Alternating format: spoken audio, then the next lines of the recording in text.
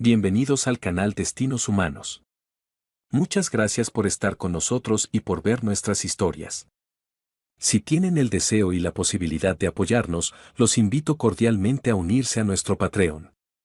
Ustedes son el corazón de este canal y solo gracias a su apoyo estas historias podrán seguir viviendo. El enlace se encuentra en la descripción del video y en el comentario fijado. Muchas gracias de todo corazón. Y que disfruten de la historia. Mi esposa falleció y me dejó solo un abrigo viejo. En la notaría, durante la lectura del testamento, mi yerno se rió en mi santa cara. Eso es todo lo que te mereces, soltó con un desprecio que me heló la sangre. Los 8 millones de euros son para mí. Pero dentro del forro de ese gabán encontré algo cosido. Un sobresellado. Cuando leí lo que Ofelia había escrito con su letra temblorosa, mis ojos se inundaron de lágrimas. Me conmueve que estés aquí para conocer la verdad. Acompáñame hasta el final de este relato y dime desde qué ciudad me lees, para saber hasta dónde ha volado mi historia.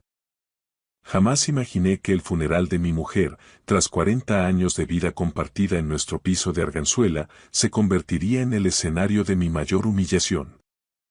Allí estaba yo, con mi traje negro de los domingos ya desgastado por el tiempo, viendo cómo mi hija, Sara, se aferraba al brazo de su marido, Raúl García, en lugar de buscar el mío para consolarme. A mis 65 años, rodeado de gente en un tanatorio madrileño, me sentí más solo que nunca en mi vida. Don Manuel, el notario, se aclaró la garganta con parsimonia, ajustándose sus gafas de montura fina antes de romper el sello del testamento de Ofelia. Yo esperaba las formalidades habituales de nuestra clase media. La casa de toda la vida en un barrio tranquilo de Madrid, nuestros modestos ahorros de toda una vida de trabajo y quizá alguna de las joyas familiares para Sara. Lo que no esperaba era la sonrisa de suficiencia, casi depredadora, que se extendió por el rostro de Raúl en cuanto el notario empezó a leer las disposiciones. A mi querido yerno, Raúl García, le lego la suma de 8 millones de euros, junto con la titularidad de todas mis cuentas de inversión y propiedades adicionales. Sentí que las rodillas me fallaban y tuve que apoyarme en el respaldo de una silla. ¿8 millones de euros? No tenía la menor idea de que Ofelia manejara semejante fortuna. ¿De dónde había salido ese dinero? ¿Cómo pudo acumular tal riqueza en secreto sin decirme una palabra a mí, su marido, el hombre con el que desayunaba cada mañana desde hacía 4 décadas? Y a mi esposo, Samuel Sanz, continuó el notario, bajando el tono de voz de forma casi piadosa, le dejo mi viejo abrigo de paño azul con la esperanza de que lo mantenga abrigado en los inviernos venideros. El silencio en la sala era ensordecedor, roto solo por el murmullo del tráfico de la M30 a lo lejos. Sentí el peso de cada mirada de lástima, escuché el suspiro ahogado de las tías de Sara y los cuchicheos de los vecinos que no daban crédito. 40 años de matrimonio reducidos a un abrigo viejo y deslucido. La risa de Raúl, seca y cargada de veneno, cortó la tensión como un cuchillo. Bueno, Samuel, dijo, con esa voz de falsa compasión que tanto odiaba, parece que eso es exactamente lo que te mereces. Al menos Sara me tiene a mí para cuidar de ella y que no le falte de nada. Quise gritar, exigir respuestas, preguntar cómo la mujer que amaba pudo haberme traicionado de una forma tan cruel y absoluta, pero no me salió ni un hilo de voz. Tenía la garganta seca como el esparto. Sara nos miraba a ambos con los ojos rojos de tanto llorar, con una confusión que le nublaba el juicio. Mamá siempre decía que papá estaría bien cuidado, susurró ella, como si intentara convencerse a sí misma. Tu madre no estaba bien de la cabeza al final, cariño, dijo Raúl con una suavidad calculada, pasando un brazo protector por sus hombros. A veces, con la enfermedad, el juicio de la gente se nubla, pero no sufras. Nosotros nos aseguraremos de que tu padre no acabe tirado en la calle. Esa condescendencia me revolvió el estómago. Aquel hombre, que apenas me había tolerado los últimos 15 años, hablaba de mí como si yo fuera una carga de la beneficencia. Era el mismo tipo que ponía los ojos en blanco en cada cena de Navidad cuando yo contaba mis anécdotas como jubilado de la fábrica, el mismo que nunca perdía la oportunidad de restregarnos su éxito en marketing y su sueldo de alto ejecutivo. Tras la lectura, la sala se vació rápido. Escuché a Margarita, la hermana de Ofelia, susurrarle a su marido mientras salían. Siempre supe que ese matrimonio era pura fachada. La pobre por fin le ha dado su merecido. En el tanatorio solo quedamos Sara, Raúl y yo. Mi hija se acercó vacilante, entregándome una bolsa de plástico donde asomaba la lana del abrigo. Papá, lo siento muchísimo. No entiendo qué le pasó a mamá por la cabeza.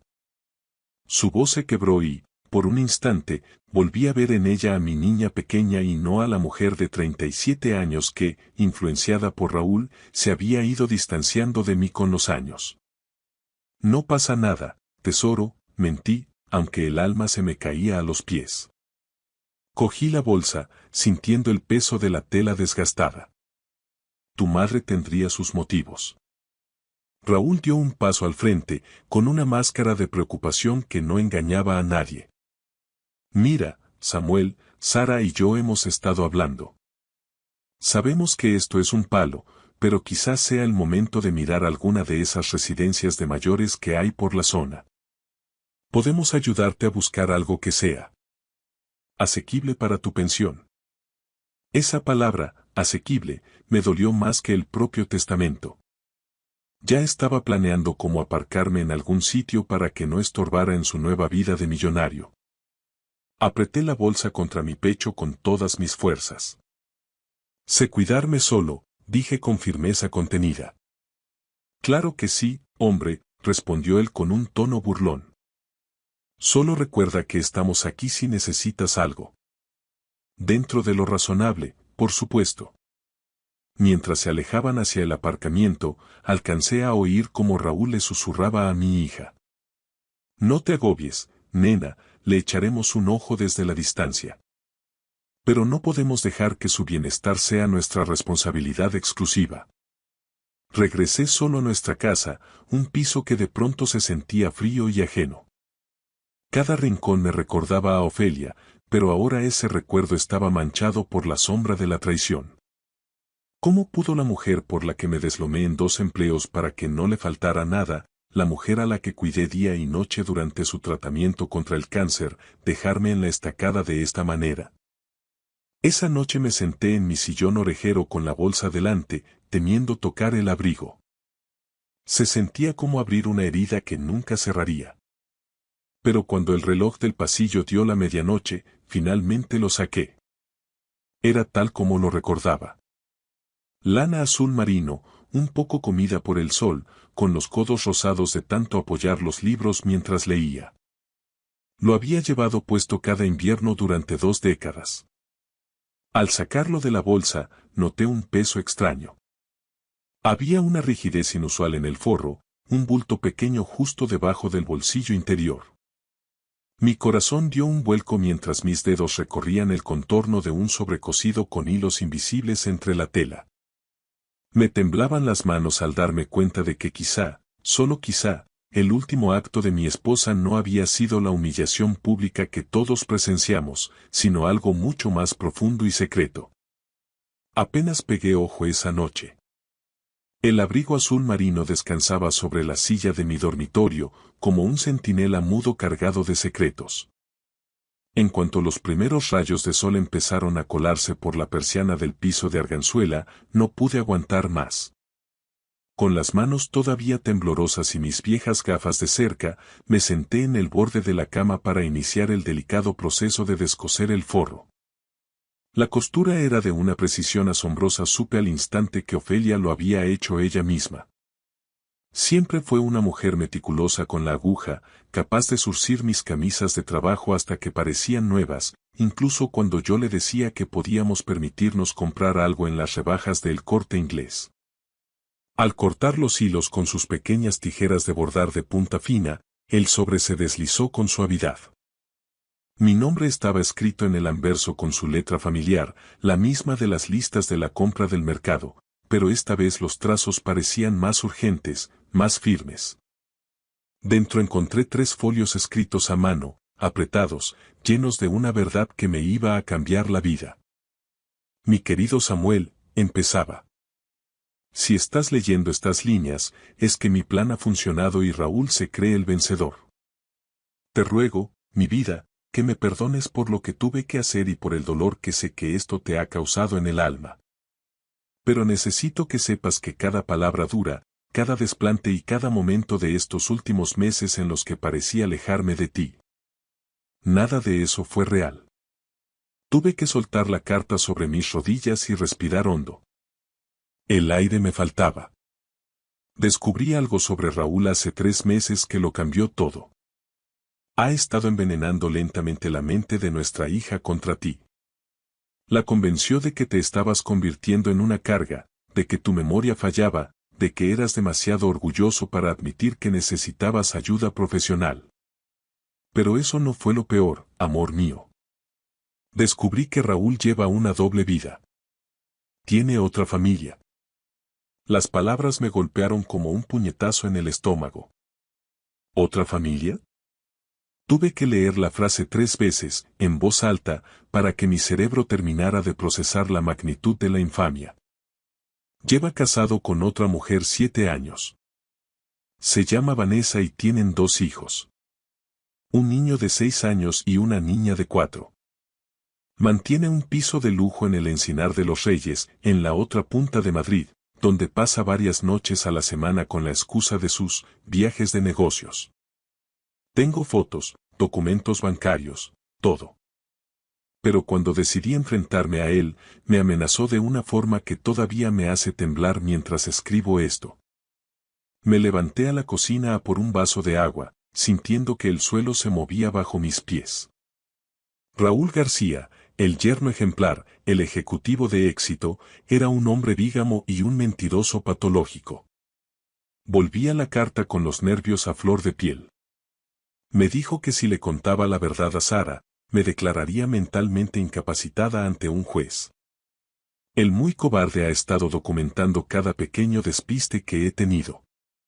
Cuando olvidé dónde puse las llaves de casa, cuando me confundí con los ingredientes de la cena. Me dijo que tenía pruebas suficientes para convencer a cualquier perito judicial de que estaba perdiendo la cabeza por el tratamiento del cáncer y que se aseguraría de que pasara mis últimos años encerrada en el peor centro estatal que pudiera encontrar, lejos de ti. Se me cerró el pecho de rabia al recordar esos pequeños momentos que ella mencionaba. Yo los había achacado al cansancio de la edad, pero Raúl los estaba coleccionando como armas de guerra. Pero cometió un error garrafal, Samuel. Se volvió codicioso. Me propuso que, si quería protegerte a ti, tenía que asegurarme de que él lo heredara todo. Estaba convencido de que con los 8 millones de euros podría solicitar el divorcio, dejar a Sara con lo puesto y empezar de cero con su verdadera familia. Incluso tuvo la desfachatez de reírse mientras me explicaba su plan.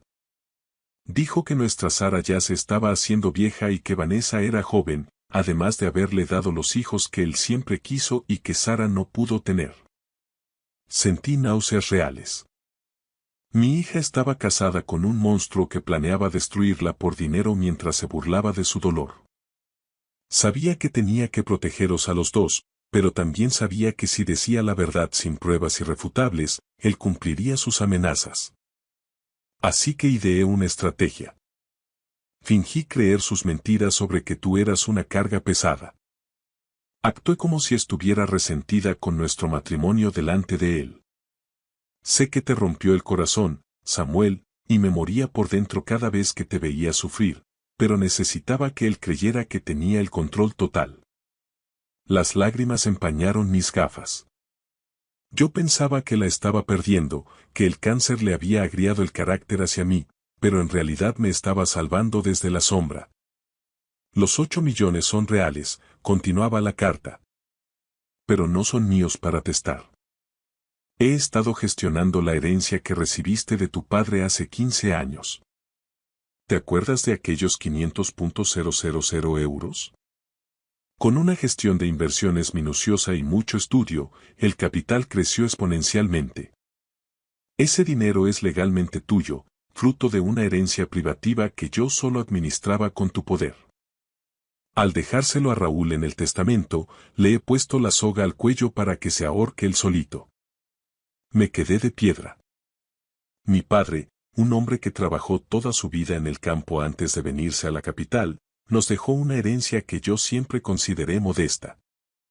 Ofelia, con su inteligencia silenciosa, la había convertido en una fortuna mientras yo seguía trabajando en la fábrica para pagar las facturas. Esto es lo que necesito que hagas, concluía el texto.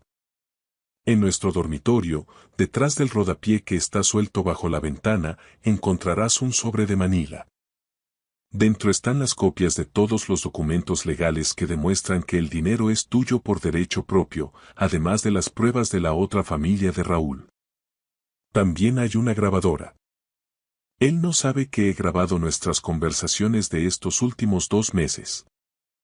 Sus propias confesiones lo van a condenar. La carta terminaba con las palabras que me rompieron el corazón y, al mismo tiempo, lo cosieron para siempre. Te he amado cada segundo de estos 40 años, Samuel Sanz. Te amé ayer, te amo hoy y te amaré desde donde quiera que esté mi alma. Por favor, perdóname por haberte hecho dudar de ese amor. Todo lo hice por ti y por nuestra hija. Ahora te toca a ti terminar la faena. Hazle pagar por lo que intentó hacerle a nuestra familia. Con todo mi amor, siempre, tu Ofelia. Cerré los folios y me quedé mirando el amanecer sobre los tejados de Madrid. El dolor seguía ahí, pero ahora tenía un propósito. No iba a permitir que ese miserable se saliera con la suya. Ofelia me había dejado un arma cargada en el forro de un abrigo, y yo iba a apretar el gatillo. Me quedé sentado en la cocina mientras el sol de la mañana madrileña entraba por el ventanal, iluminando las motas de polvo que flotaban en el aire de una casa que, de repente, se sentía llena de fantasmas. Sostenía la carta de Ofelia contra mi pecho, apretándola como si fuera su propia mano, y lloré. Lloré con un desconsuelo que no sentía desde que era un niño correteando por los campos de Castilla. Ofelia no me había traicionado, me había salvado de un pozo que yo ni siquiera sabía que existía.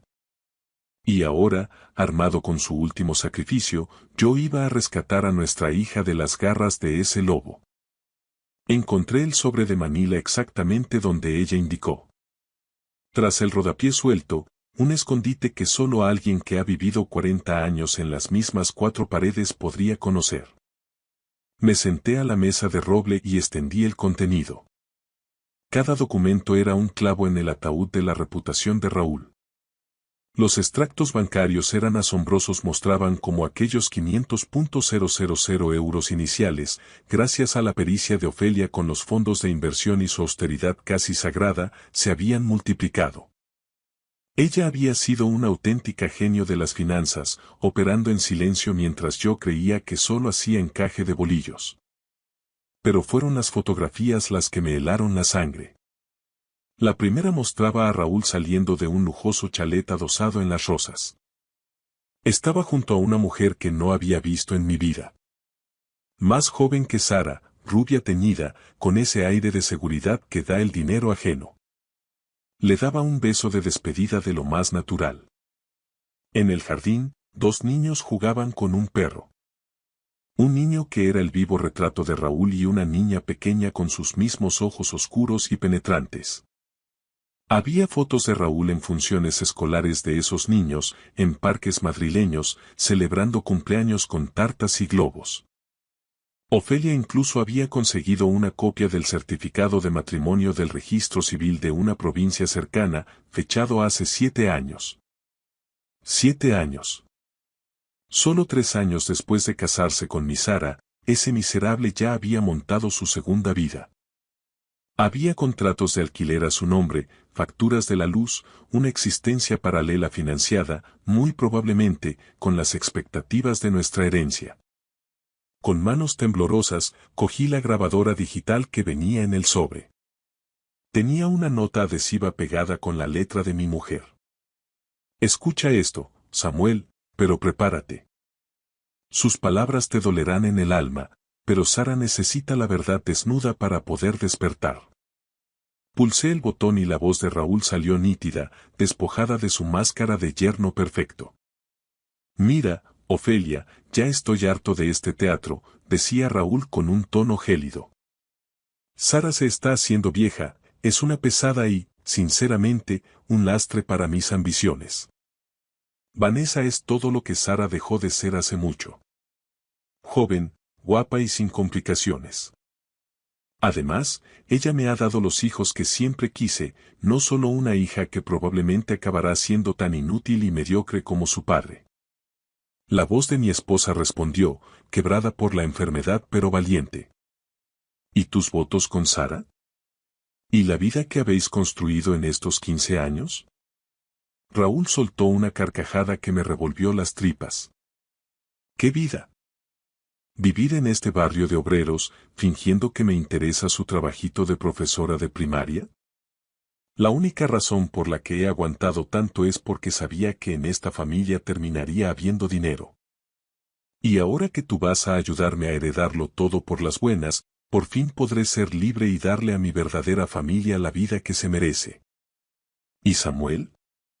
Preguntó Ofelia en la grabación. Ese viejo espeso muerto. Una vez que el dinero esté en mis cuentas, convenceré a Sara para meterlo en una de esas residencias de las afueras, de las que no se sale.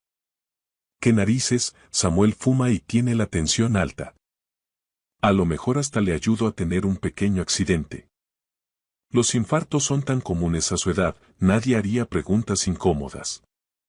Tuve que pausar el audio. El sudor frío me bajaba por la nuca.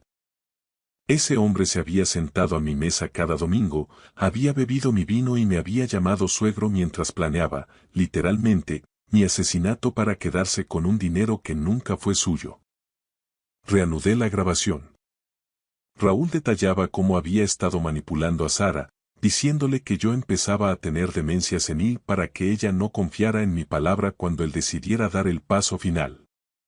Pero lo más devastador fue el final de la cinta. No puedes estar hablando en serio sobre hacerle daño a Samuel, decía Ofelia entre sollozos. Hablo totalmente en serio, sentenció Raúl. Ese viejo estúpido es lo único que se interpone entre los 8 millones y yo. Un tropezón por las escaleras del portal, una mala combinación de sus pastillas de la noche. ¿Quién va a dudar de un accidente doméstico? Tiene 65 años, la gente se muere así todos los días. Y si intentas detenerme o avisarle, mañana mismo presento los informes de tus despistes ante el juzgado. Te declararé incapacitada, tendré el poder notarial sobre los dos y os pudriréis en un centro estatal mientras Sara me da las gracias por quitarle esa carga de encima. Escuché a mi mujer llorar en silencio antes de que el audio se cortara. Se había enfrentado a ese demonio completamente sola, protegiéndonos con su propio cuerpo mientras se le escapaba la vida. Sentí una rabia pura, una fuerza que no creía tener a mi edad. Ese hombre le había robado 15 años de juventud a mi hija y había aterrorizado a mi esposa en su lecho de muerte. Pero Ofelia, mi dulce y silenciosa Ofelia, había sido mucho más lista.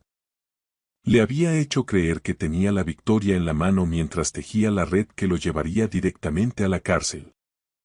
En ese momento, el teléfono de la cocina rompió el silencio. Era Sara. Hola, papá. Solo quería saber cómo has pasado la noche. ¿Has descansado algo? Voy tirando, Lucero. Un día a la vez, respondí, forzando una calma que era pura fachada. Papá. Raúl cree que deberíamos sentarnos a hablar pronto sobre tu situación. Le preocupa mucho que estés solo en ese piso tan grande, con tantas escaleras y tan lejos de nosotros. Apreté la mandíbula hasta que me dolieron los dientes. Ya estaba empezando la fase final. Usar mi duelo para convencerme de que era un estorbo que necesitaba ser custodiado. Agradezco mucho el interés, hija, dije con una voz gélida que ella no reconoció, pero todavía no estoy preparado para hacer cambios en mi vida. Dile que estamos aquí para ayudarle a tomar la decisión más sensata para su salud. Se oyó la voz de Raúl de fondo, con ese tono de superioridad que ahora me resultaba insoportable. Dile a Raúl que se lo agradezco, repetí, pero que sé perfectamente cómo cuidar de mí mismo y de lo que es mío. Al colgar, miré las pruebas esparcidas sobre la mesa. Mañana mismo buscaría al mejor abogado de Madrid. Mañana empezaría el proceso para desmantelar, pieza a pieza, la vida del hombre que intentó destruir mi hogar. Pero esta noche, me permitiría llorar una vez más a la mujer que me amó tanto que lo sacrificó todo, hasta su propia paz final, para asegurarme un futuro libre. Mañana sería el día de la justicia. Hoy era el día de Ofelia. Pasé los siguientes 3 días encerrado en el piso, estudiando cada prueba con la minuciosidad de un forense. Pero al 4.º día, mientras ordenaba los libros de la estantería del salón, encontré un pequeño diario de cuero marrón que no había visto antes, oculto tras una vieja edición de El Quijote. En él, Ofelia había documentado su estrategia de resistencia, día tras día. Día 62. Raúl se impacienta por el testamento. Me presiona cada tarde cuando vuelve del trabajo.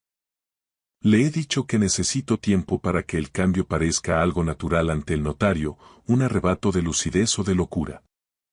La verdad es que necesito ese tiempo para grabar sus amenazas y que no quede duda de quién es este hombre. Día 78.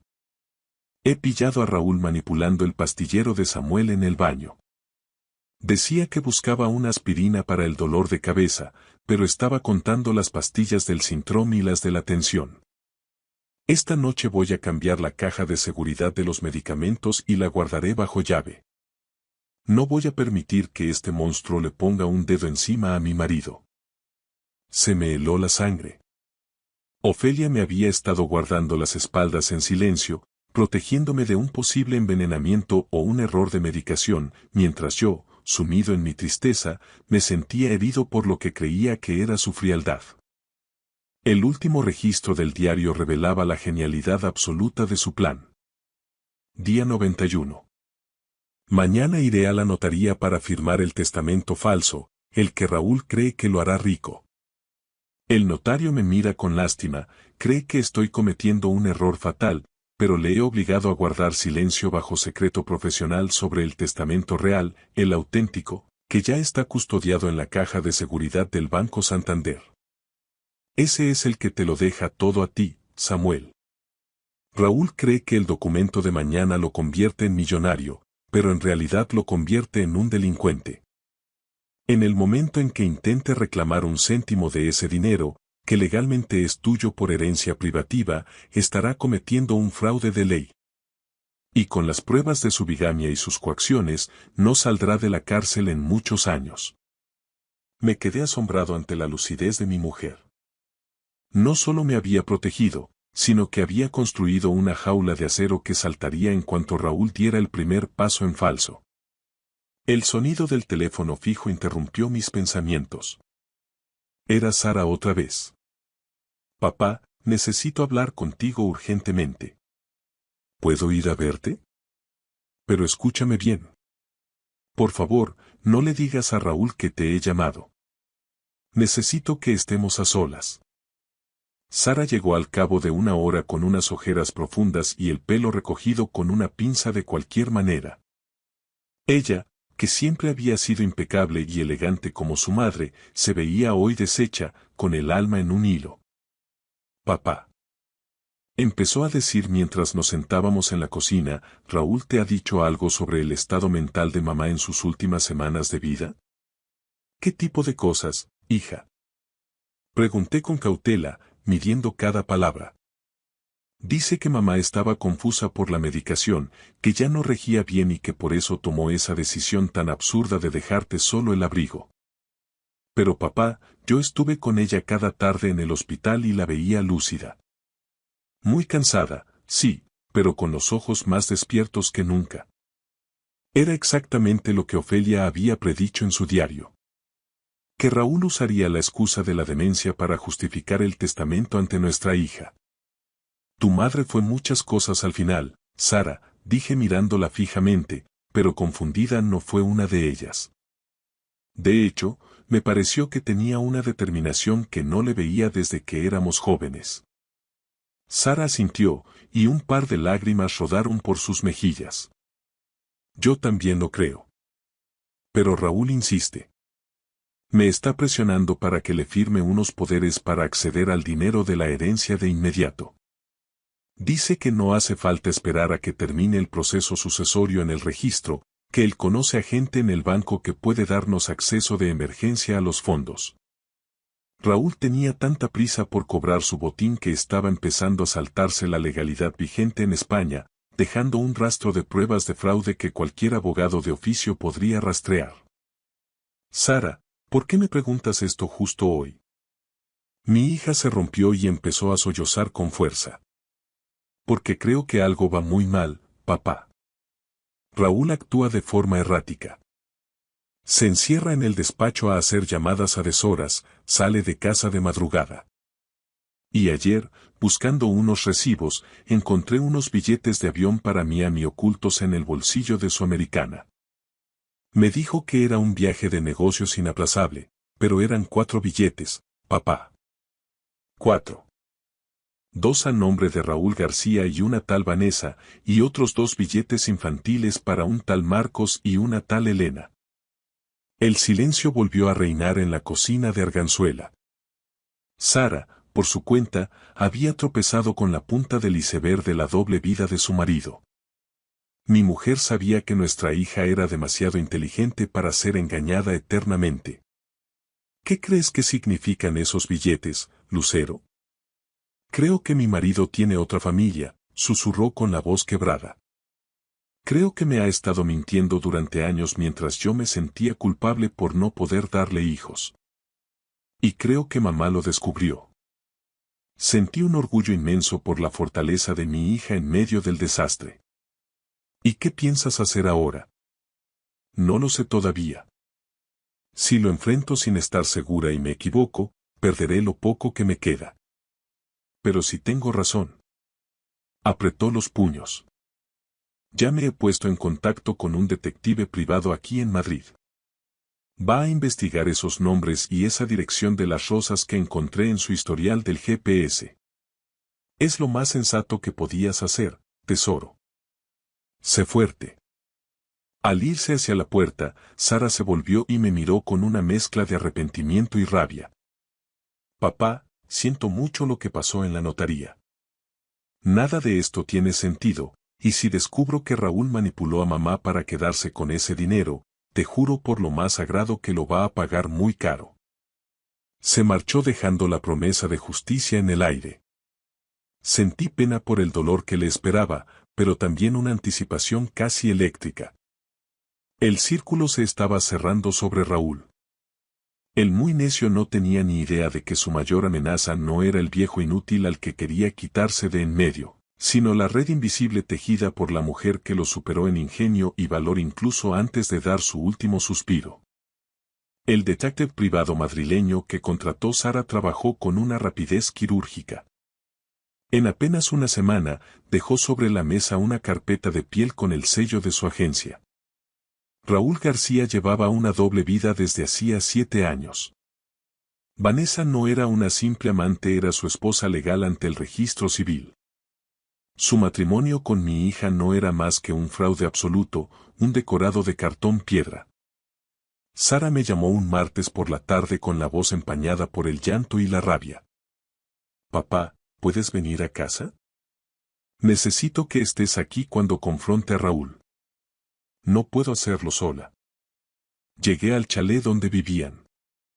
Sara me esperaba en la cocina, rodeada de fotos, extractos bancarios y documentos oficiales.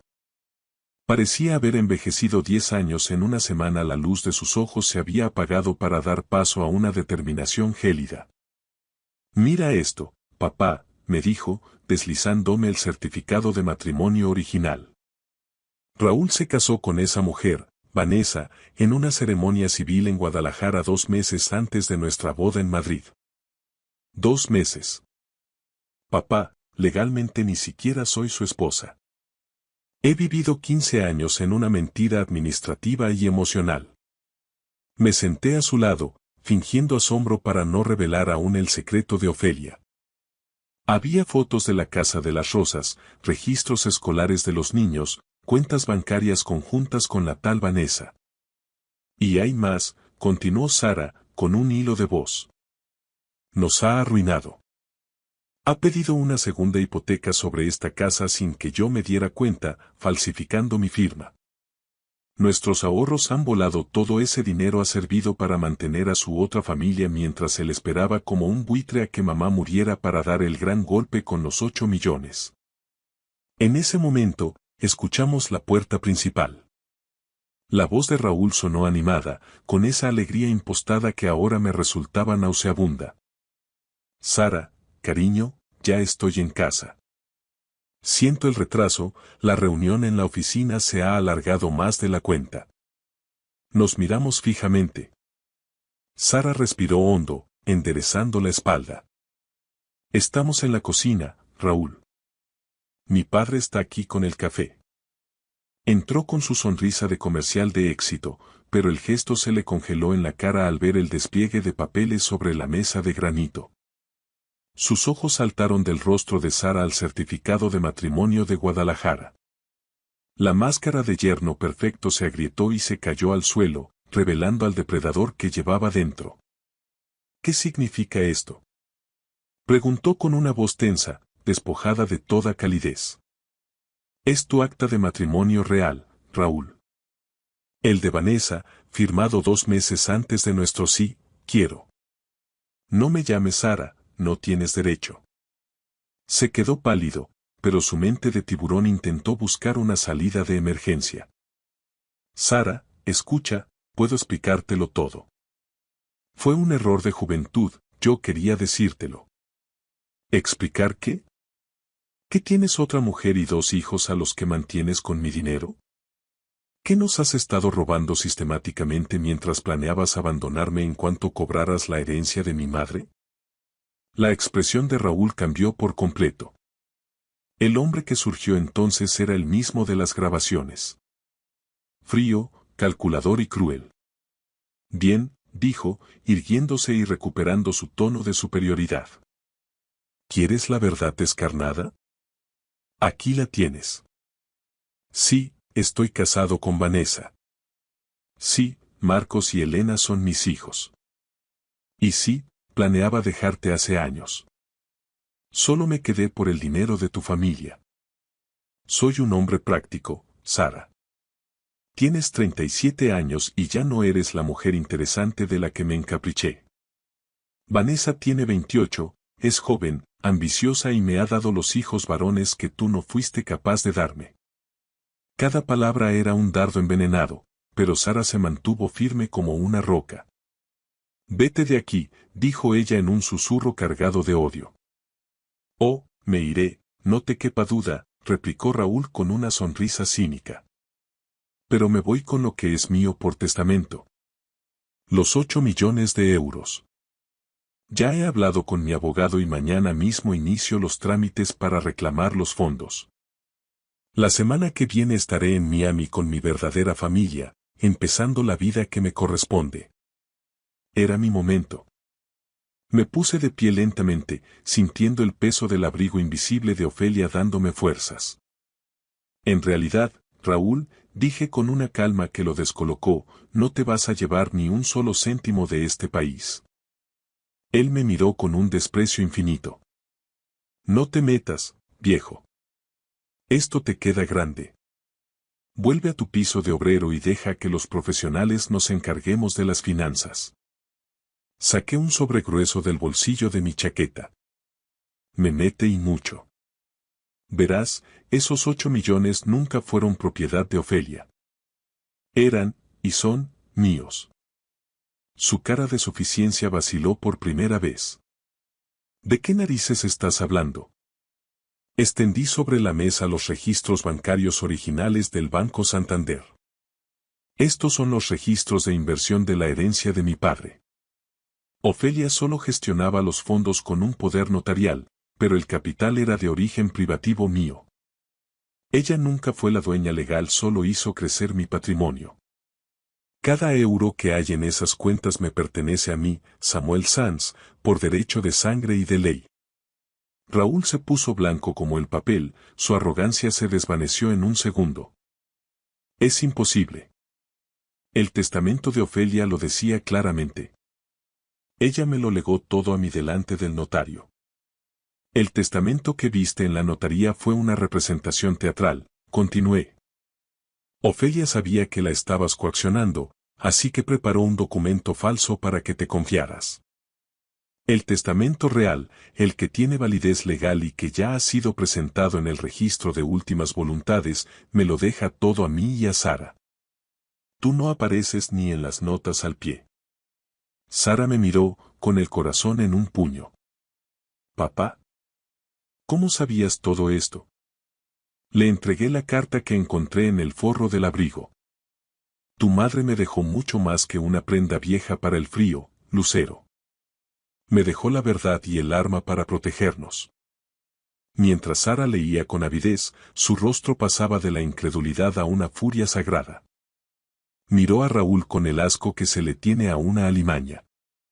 Amenazaste con matar a mi padre, dijo ella, con una voz que vibraba de indignación. Planeaste asesinarlo por un dinero que jamás fue tuyo. Eres un monstruo.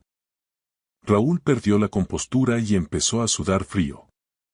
No podéis probar nada de eso. Son delirios de una mujer enferma de cáncer, ningún juez aceptará la palabra de una muerta contra la mía. Saqué la grabadora y la puse sobre la mesa. En realidad, sí podemos. Ofelia grabó cada una de tus amenazas de los últimos 2 meses. ¿Quieres escucharte a ti mismo planeando mi accidente por las escaleras? ¿Quieres oír cómo hablas de las pastillas de mi tensión? Le di al play. La voz de Raúl llenó la cocina, gélida, detallando cómo pensaba deshacerse de mí. Sara escuchaba con horror, cubriéndose la boca con la mano. Al terminar la cinta, Raúl parecía un animal acorralado en un rincón oscuro. Es un farol. No os atreveréis a usar eso. Se grabó sin mi consentimiento, es una prueba ilícita, balbuceó, tratando de recordar algo de sus estudios de derecho. Puede que en un juicio penal sea complicado, acepté con frialdad, pero me pregunto qué pensará el consejo de administración de tu empresa de marketing cuando reciban una copia. ¿O qué pensará Vanessa cuando sepa que planeabas asesinar a un anciano para financiar vuestra vida en Miami? ¿Crees que ella querrá estar con un hombre que tiene a la policía pisándole los talones por bigamia y estafa procesal? Se quedó mudo. Había sido derrotado por la mujer a la que subestimó hasta el último aliento. ¿Sabes qué es lo mejor de todo, Raúl? Añadí, dándole la puntilla final. En el momento en que intentes reclamar esa herencia con el testamento falso, estarás cometiendo un delito de estafa en grado de tentativa. El dinero es mío, y Ofelia se aseguró de que cualquier movimiento tuyo te lleve directamente a la cárcel de Soto del Real. Sara sacó las llaves del Mercedes de Raúl de un cajón y se las tiró a los pies con un desprecio absoluto. Estas son las llaves de tu coche. Fuera de mi casa. Fuera de mi vida ahora mismo. Si vuelves a acercarte a mi padre o a mí, te juro por la memoria de mi madre que esas grabaciones estarán en manos de la Guardia Civil antes de que llegues a la esquina. Raúl miró a su alrededor, comprendiendo que su imperio de mentiras se había derrumbado por completo. Esto no ha terminado aquí, masculló, pero su voz carecía de fuerza. Sí, sentencié yo con firmeza. Se ha terminado. Ofelia se encargó de enterrarte antes de irse. Perdiste esta guerra hace mucho tiempo, solo que eras demasiado soberbio para darte cuenta. Recogió las llaves con manos temblorosas y salió de la casa casi huyendo. En el umbral de la puerta, se volvió por última vez, pero Sara lo cortó con una fuerza que me llenó de orgullo. De lo único que me arrepiento, Raúl, es de haber desperdiciado 15 años con un miserable que no te llega ni a la suela del zapato de mi padre. Vete. Cuando escuchamos el motor de su coche alejarse a toda prisa, El silencio regresó a la cocina, pero esta vez era un silencio de paz. Papá, dijo Sara, abrazándome con fuerza, siento tanto no haber visto quién era de verdad. Siento haber dejado que te tratara así y haber dudado de mamá. Le acaricié el pelo, tal como hacía cuando era niña. No tienes que pedir perdón, hija mía. Ese hombre nos engañó a todos con una maestría diabólica. Pero tu madre lo caló a tiempo y se aseguró de que pagara por cada una de sus mentiras. Sentí que un peso de toneladas se desprendía de mis hombros. El último regalo de mi esposa no había sido una humillación ni una traición, había sido el acto de justicia más perfecto que jamás hubiera imaginado. Ofelia nos había devuelto la libertad. Raúl cometió el error más grave de su vida. Subestimar la fuerza silenciosa de una esposa y madre devota. Nunca entendió que la discreción de Ofelia no era debilidad, sino una armadura. Su soberbia fue su ruina. Mientras escribo estas últimas líneas, sentado en el pequeño jardín que Sara y yo hemos arreglado juntos en su nueva casa de las afueras, rodeado de los rosales que este año han florecido con una fuerza inusitada, casi puedo oír la voz de Ofelia susurrando entre las hojas. Me dice, con esa paz que solo tienen los que ya no sufren, que está orgullosa. Orgullosa de cómo ha salido todo a la luz, orgullosa de la felicidad que Sara está recuperando poco a poco, ahora que se ha liberado de esa sombra tóxica que la anulaba. Y, sobre todo, me dice que está orgullosa de mi fortaleza para no rendirme y luchar por lo que es justo. A veces, cuando el sol de la tarde calienta los ladrillos, creo oír su risa, esa risa cristalina y maravillosa de la que me enamoré en una verbena de San Isidro hace más de 40 años. Se ríe al contemplar la justicia poética de su plan. Raúl, el hombre que intentó robar el futuro de nuestra familia y que hoy se enfrenta a procesos judiciales por bigamia y estafa en los juzgados de la Plaza de Castilla, se quedó sin nada. Perdió su estatus, perdió su acceso a un dinero que nunca fue suyo y, lo más importante, perdió la capacidad de hacernos daño. Mientras tanto, las personas a las que pretendía destruir, mi hija y yo, no solo hemos heredado un patrimonio, sino algo mucho más valioso. Libertad, paz y la certeza inamovible de que somos capaces de proteger lo que más amamos. Sara ha vuelto a dar clases con una sonrisa que ya no es forzada. Ha descubierto que no necesita a un hombre como Raúl para sentirse plena, y el dinero de su madre le ha servido para abrir una fundación de ayuda a mujeres en situaciones de vulnerabilidad. Un proyecto que Ofelia habría bendecido con los ojos cerrados. Ahora comprendo que la mayor herencia que me dejó mi esposa no fueron esos 8 millones de euros acumulados con tanto esfuerzo y secreto. Su verdadero legado fue enseñarme que el amor auténtico nunca se rinde, nunca deja de vigilar desde la sombra y nunca, bajo ninguna circunstancia, se doblega ante la maldad.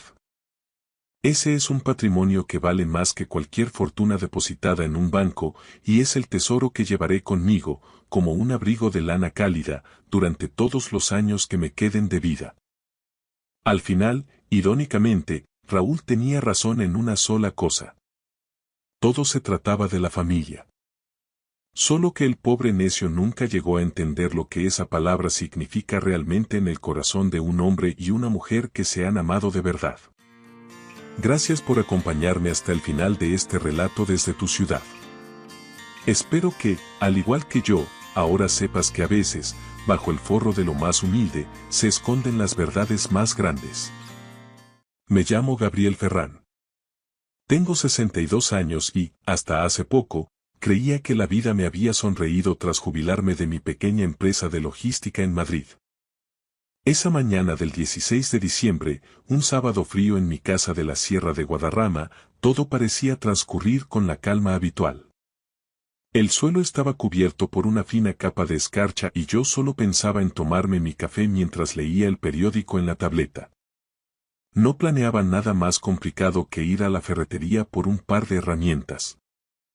A las 10:30 sonó el teléfono. Era un sonido cortante, urgente.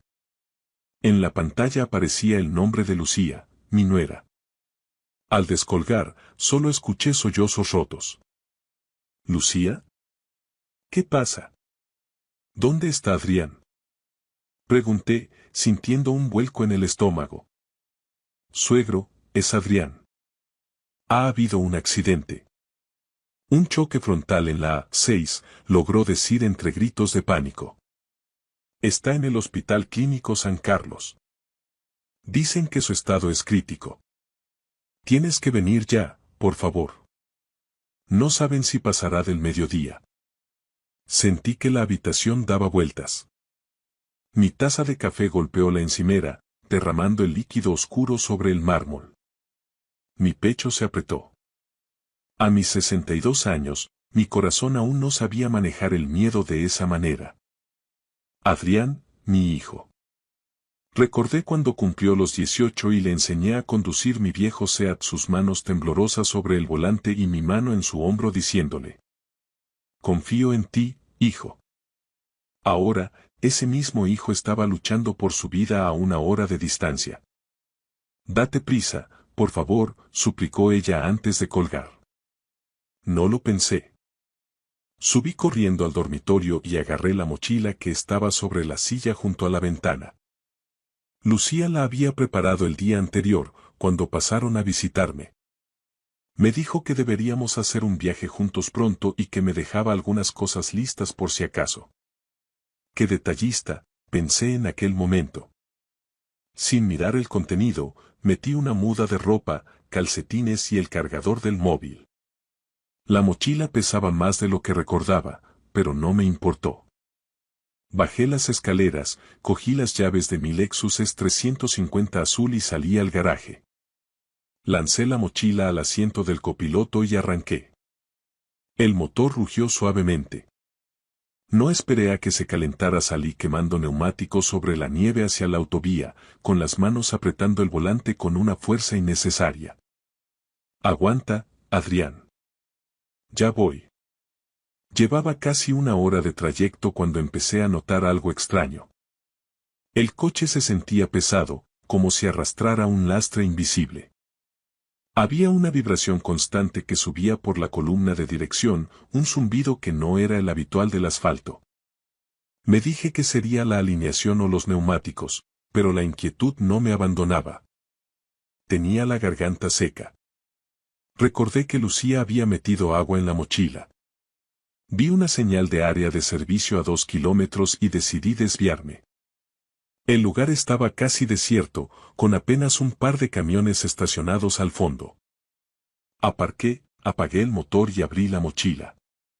Busqué entre la ropa la botella de agua, pero mis dedos tropezaron con algo que no reconocí. Al apartar una camisa doblada, vi una caja negra del tamaño de un libro de bolsillo.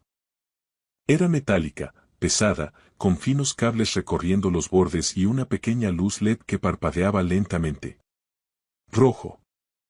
Encendido, apagado, encendido, apagado. Me quedé helado. ¿Qué era eso? La saqué con cuidado. Estaba fría al tacto y la luz pulsaba como un corazón. Vi un pequeño interruptor en el lateral. Sin querer, mi pulgar lo rozó. Clic. La luz roja cambió a amarillo y el dispositivo empezó a pitar. Beep, beep, beep.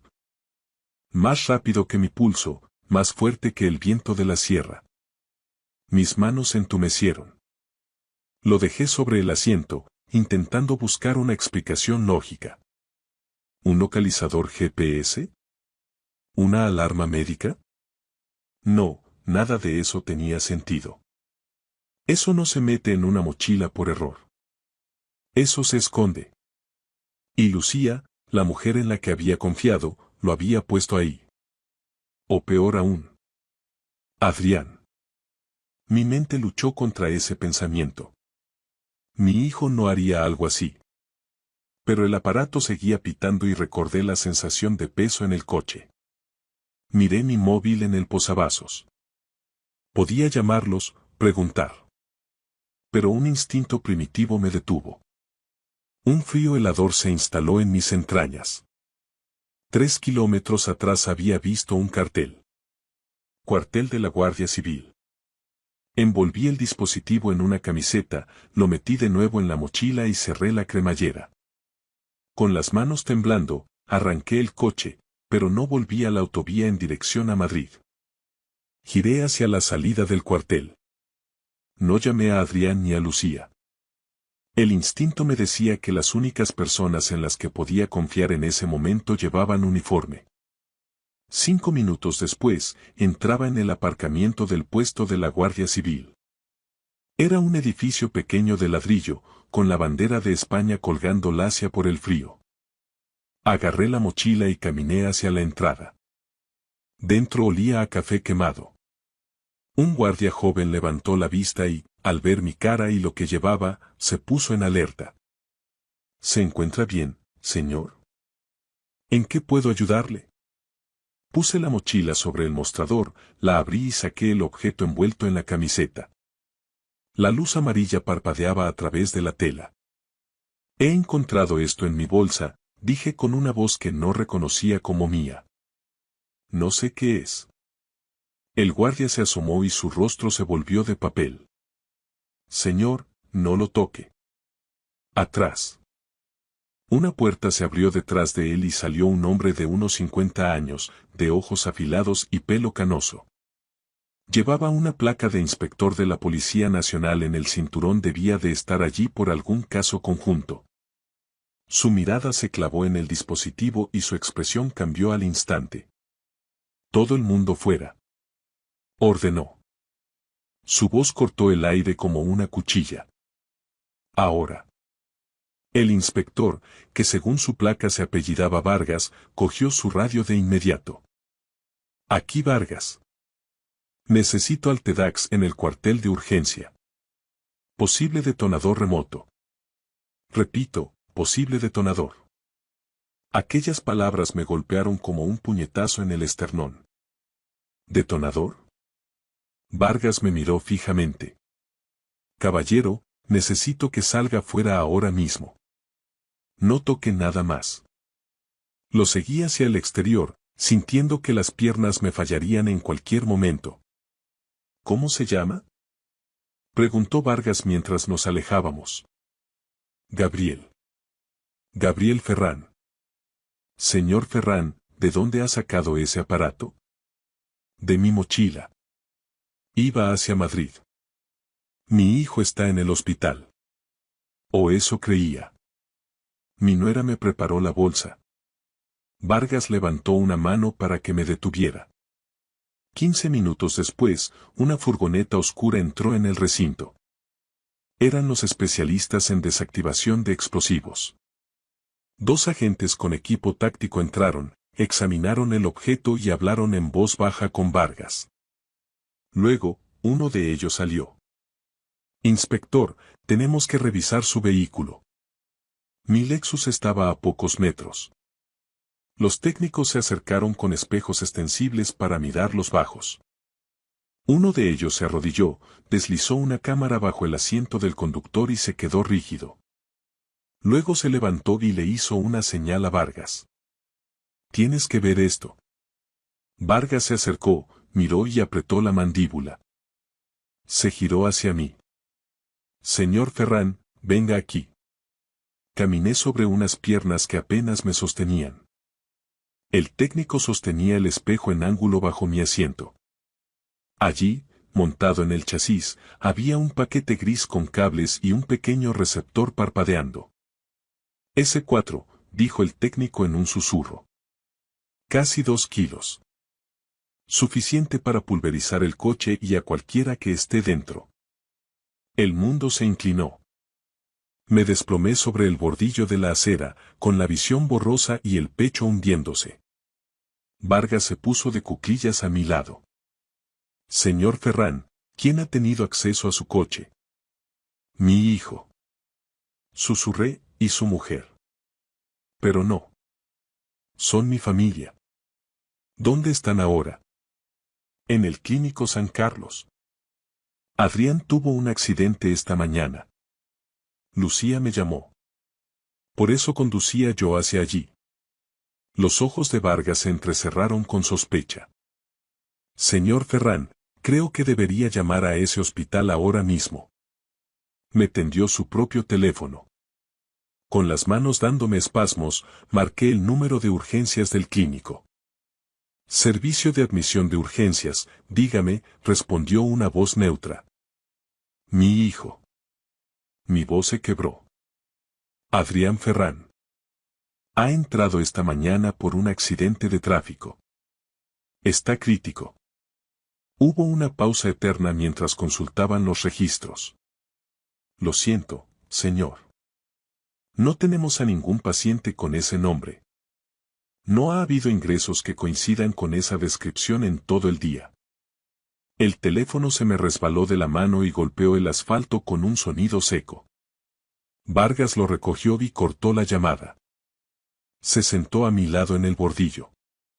Señor Ferrán, dijo con suavidad, creo que alguien quería borrarle del mapa. Y creo que usted sabe perfectamente quién ha sido. No podía hablar.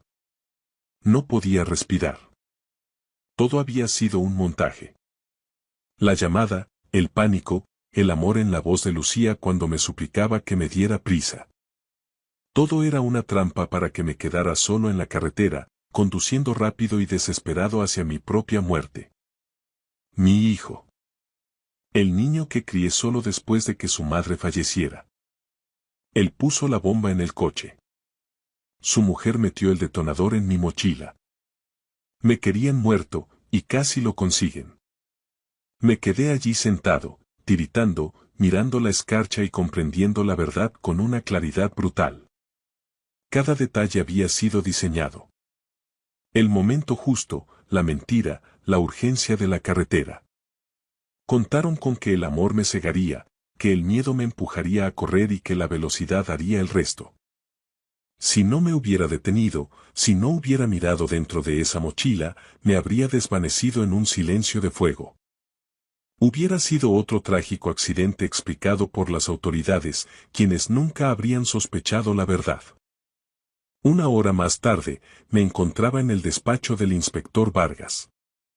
Era una habitación angosta que olía a café recalentado y a algo que no sabría definir. Quizás desesperación. Las paredes estaban forradas de archivadores y la mesa sepultada bajo expedientes. Vargas me había dado agua y tiempo para dejar de temblar. Entonces, deslizó una carpeta de color paja sobre la mesa. Necesita ver esto, Gabriel, dijo en voz baja. La abrí. La primera página era un extracto bancario con el nombre de mi hijo, Adrián Ferrán, en la parte superior. Había números rojos por todas partes. Su hijo debe casi $500,000, explicó Vargas.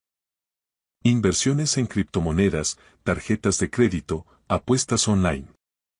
Se está ahogando. Me quedé mirando la cifra. 500.000 euros. ¿Cómo no me había dado cuenta? Vargas sacó otro documento. Una póliza de seguro de vida activada hacía apenas un mes a mi nombre.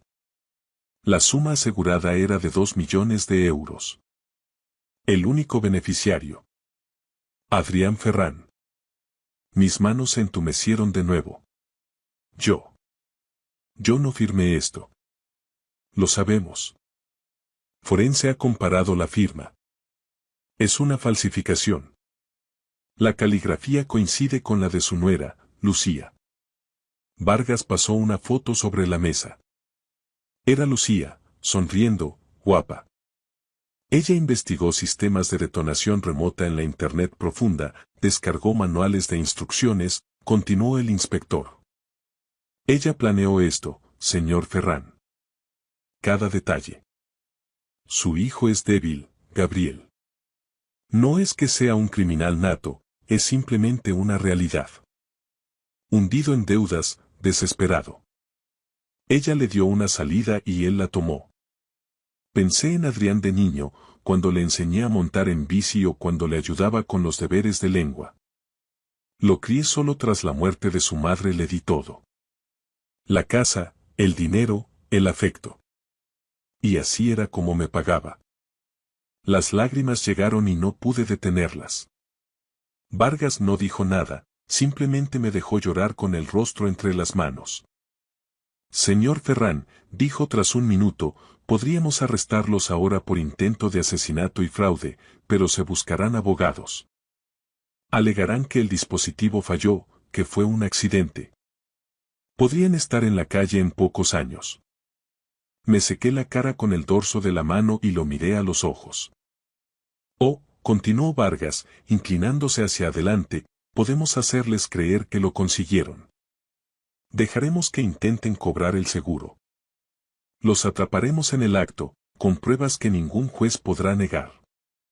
¿Qué necesita que haga? Pregunté. Algo brilló en los ojos de Vargas. Desaparezca.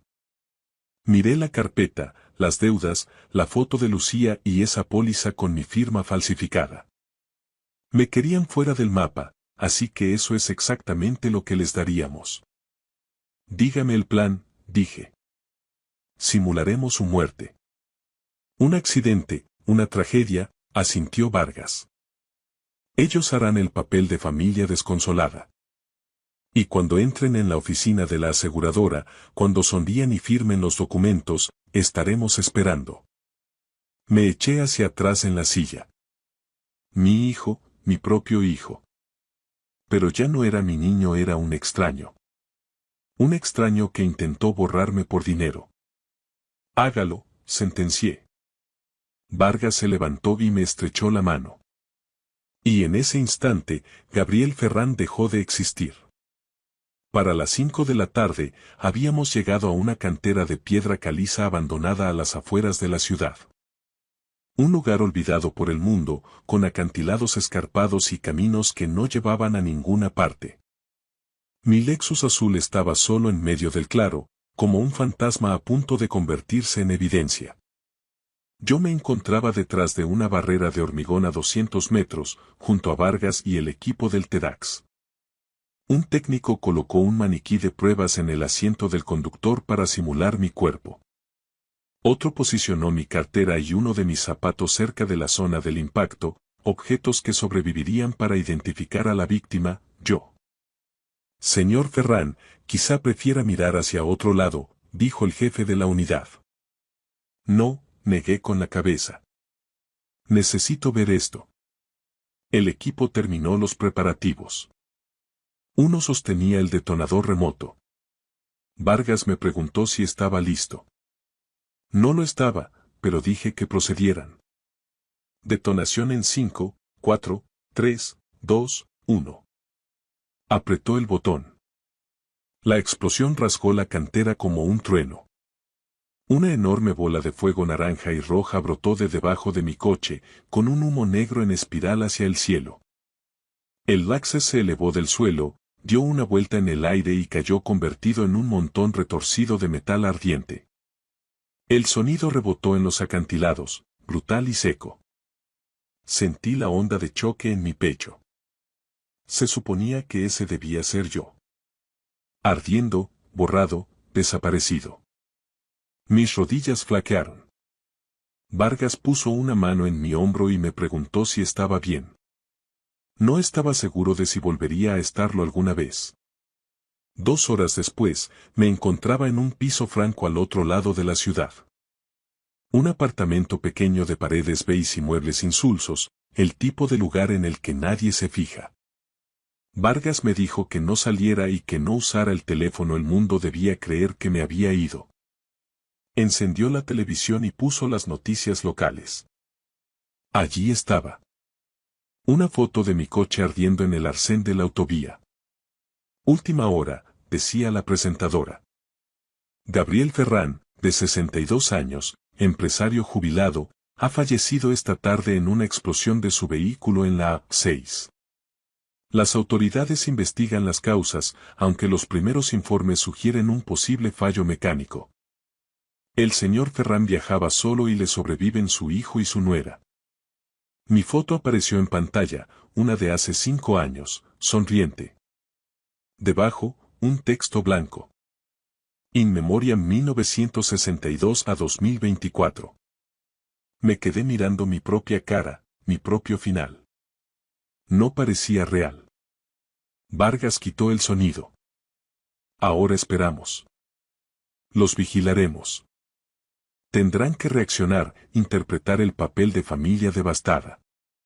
Y cuando crean que es seguro, irán a por el dinero del seguro. Ahí es cuando los cazaremos. Yo era un fantasma ahora. Observando, esperando. Y cuando mi hijo y su mujer vinieran a por el dinero, cuando sonrieran al firmar los papeles, yo estaría allí. No muerto, solo invisible. Esa misma noche, a las 8, me encontraba en el piso franco frente a una serie de monitores. El inspector Vargas había instalado cámaras ocultas y micrófonos en el tanatorio y en mi propia casa apenas unas horas antes. Podíamos verlo y oírlo todo. Vi a mi hijo entrar en esa sala fría y estéril del depósito. Tenía la cara roja y los ojos hinchados por el llanto. Lucía caminaba a su lado, con una mano en su hombro, vestida de un negro riguroso y sin maquillaje. La viva imagen de una nuera desolada. El forense los guió hasta una mesa cubierta por una sábana blanca. Debajo no estaba yo, sino un cuerpo que el equipo de Vargas había preparado, quemado más allá de toda posibilidad de reconocimiento. Cuando el forense retiró la sábana lo justo para que vieran, Adrián se dio la vuelta tapándose la boca con la mano, con los hombros sacudidos por los sollozos. Ese es mi padre, susurró. Lucía, sin embargo, se acercó al cuerpo. Su rostro no cambió, se mantuvo tranquila, bajo control. Puso una mano sobre la sábana con una suavidad gélida. Sí, dijo ella suavemente. Es Gabriel. Ver a mi hijo desplomarse en una silla, llorando desconsoladamente mientras ella lo abrazaba y le susurraba cosas al oído, me provocó un dolor físico en el pecho. Ese es su hijo, Gabriel, dijo Vargas a mi lado. Yo no pude responder. Una hora más tarde, la escena se trasladó a mi casa en la sierra. Las cámaras registraban el salón, la cocina y hasta el dormitorio. Adrián entró primero y tiró su abrigo en el sofá. Lucía cerró la puerta tras ella y soltó un largo suspiro, como si hubiera estado conteniendo el aliento durante años. Ya está, dijo ella. La cara de mi hijo cambió al instante. Ya no estaba roja, solo parecía cansado. ¿Está segura de que la póliza es sólida?, preguntó. Lucía sonrió, una sonrisa afilada y ambiciosa. 2 millones de euros, cariño. Totalmente sólida. Solo tenemos que esperar a que se cierre la investigación del accidente y cobraremos el cheque. ¿Y si se dan cuenta de algo?, murmuró Adrián con miedo. No lo harán, lo cortó ella mientras servía 2 copas de coñac. El coche no existe. Él no existe. No hay testigos. No hay cabos sueltos. Por nosotros. Brindaron. Verlo sonreír y beber en mi salón me dejó una sensación de frío absoluto en el alma. A las 11 de la noche, decidimos empezar a jugar con sus mentes. Ellos estaban arriba, preparándose para dormir, cuando activamos remotamente el equipo de música del salón. Empezó a sonar una melodía de piano que yo conocía de memoria. Un forgettable de Nat King Cole, la canción favorita de mi difunta esposa. Adrián apareció en lo alto de las escaleras, frunciendo el ceño. ¿Has puesto tú la música?, preguntó a Lucía. Bajaron juntos, despacio. El equipo de música estaba donde siempre, junto a la chimenea. Adrián lo miró aterrorizado. Yo apagué esto, dijo con la voz temblorosa. Pues apágalo otra vez, respondió Lucía, aunque ella también parecía nerviosa. Él pulsó el botón y el silencio volvió a la sala. Lucía soltó una risa forzada, diciendo que sería algún problema eléctrico de la casa vieja.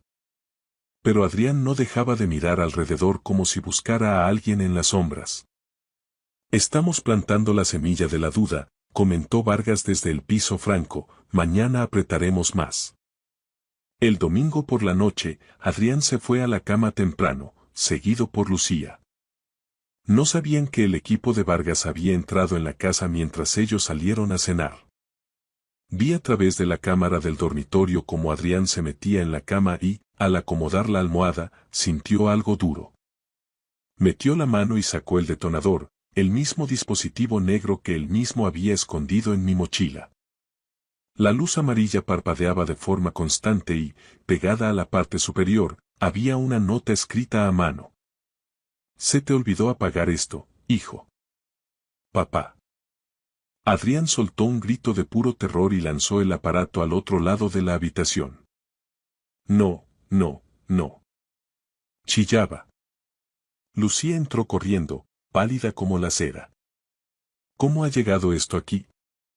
Gritó Adrián señalando el suelo con manos espasmódicas, se supone que estaba con él en el coche. Sabe que estoy vivo. Él lo sabe. Lucía le cruzó la cara de un bofetado. Cállate y contrólate. Vimos el cuerpo, ¿recuerdas? Está muerto. Adrián se hundió en la cama, llorando y meciéndose. Entonces, ¿quién ha sido? Susurraba. No lo sé, dijo ella con voz de hielo, pero en 3 días tenemos el dinero. Solo 3 días más. Puedes aguantar 3 días. Cerré los ojos cuando escuché a mi hijo murmurar a través del micrófono. Lo siento, papá. Lo siento. Algo terminó de romperse dentro de mí. El jueves, 21 de diciembre, llegó el día de la cita en la aseguradora, en un edificio acristalado de la Castellana, en Madrid. No tenían ni idea de que la oficina del director se convertiría en su sala de juicios. El jueves, 21 de diciembre, la sede de la compañía de seguros ocupaba la planta 40 de una torre de cristal en el Paseo de la Castellana. Ventanales de suelo a techo, una mesa de caoba pulida y 3 hombres trajeados esperaban lo que sería un ajuste de cuentas fraguado durante décadas. Adrián y Lucía entraron vestidos de negro, profesionales y serios. Lucía estrechó la mano del director con una suavidad calculada. Gracias por recibirnos en un momento tan difícil, dijo ella con voz queda. El director, un hombre de unos 60 años y pelo canoso, asintió con sobriedad. Nuestras condolencias. Tomen asiento, por favor. Se sentaron. Lucía entrelazó sus manos sobre la mesa, mientras la pierna de Adrián no dejaba de moverse bajo el escritorio, delatando una energía nerviosa. El director deslizó una pila de documentos hacia ellos. Antes de procesar el pago de los 2 millones de euros, tenemos un procedimiento estándar. Revisaremos la cronología del incidente. Adrián asintió rápidamente, ansioso por terminar. El director pulsó un botón y una gran pantalla descendió del techo mientras las luces se atenuaban. Estas imágenes, explicó el director con calma, fueron recuperadas del sistema de seguridad de la casa de su padre. La pantalla mostró el garaje. Sábado, 16 de diciembre, 2:17 de la madrugada. 2 figuras aparecieron moviéndose con sigilo. Eran Lucía y Adrián. En el video, Adrián se arrodillaba junto al Lexus azul, abría la puerta y se deslizaba debajo para asegurar un pequeño paquete negro. Mientras tanto, Lucía guardaba el detonador en una mochila sobre el banco de trabajo y la dejaba lista junto a la puerta. La evidencia era innegable. El rostro de Adrián se volvió blanco y el sudor estalló en su frente. Lucía se levantó bruscamente. Esto es falso. Está editado. Es un defake, gritó ella. Estas imágenes proceden de cámaras que su padre instaló 2 semanas antes, con copia en la nube, respondió el director sin inmutarse. Él no tenía cámaras en el garaje, siseó Lucía. En realidad, si las tenía, dijo una voz firme desde la puerta. Adrián se giró y se quedó petrificado. Yo, Gabriel Ferrán, entré en la sala con un traje gris, vivo y sano. Mi hijo abrió la boca, pero no salió ningún sonido, hasta que finalmente colapsó en la silla sollozando y cubriéndose la cara. Lucía intentó huir hacia la salida, pero el inspector Vargas bloqueó su camino junto a 2 agentes uniformados. Lucía Ferrán, queda usted arrestada, dijo Vargas con frialdad. Ella forcejeó mientras le ponían las esposas. Fue él. Gritó señalando a Adrián con odio, él lo planeó todo. Él me manipuló. Adrián levantó la vista, con lágrimas recorriendo sus mejillas. Mentirosa. Fue idea tuya. Tú lo investigaste. Me dijiste que así seríamos libres. Eres patético. Débil, tal como decía siempre tu padre, le escupió ella antes de que los agentes se la llevaran a rastras por el pasillo. Me acerqué lentamente a mi hijo y me detuve a pocos metros. Él me miró con el rostro roto. Papá, lo siento. Ella me obligó. Estaba desesperado, balbuceó. Me diste un beso de despedida, me dijiste que condujera con cuidado y me llamaste papá, sabiendo que me enviabas a la muerte, mi voz era puro hielo. No me insultes con disculpas ahora. Los agentes le pusieron las esposas y se lo llevaron mientras él seguía repitiendo lo siento hasta que las puertas del ascensor se cerraron. Me quedé solo en mitad de la sala, mirando hacia el vacío. Justicia se había hecho, pero el dolor de la traición es algo que se queda para siempre. 6 meses después, en el juicio en la Audiencia Provincial de Madrid, Lucía fue condenada a prisión permanente revisable por asesinato en grado de tentativa y falsedad documental. Adrián recibió una pena de 25 años de cárcel. Hoy vivo en un pequeño apartamento en la zona de Chamberí. Vendí la casa de la sierra y doné la mayor parte del dinero. 3 mañanas a la semana soy voluntario en un centro de mayores, donde leo a quienes ya no ven bien. Por las tardes, me siento en mi pequeño balcón y veo el sol ponerse sobre los tejados de Madrid. Perdí a mi hijo, pero salvé mi alma. Adrián me escribe cartas desde la cárcel, no las leo.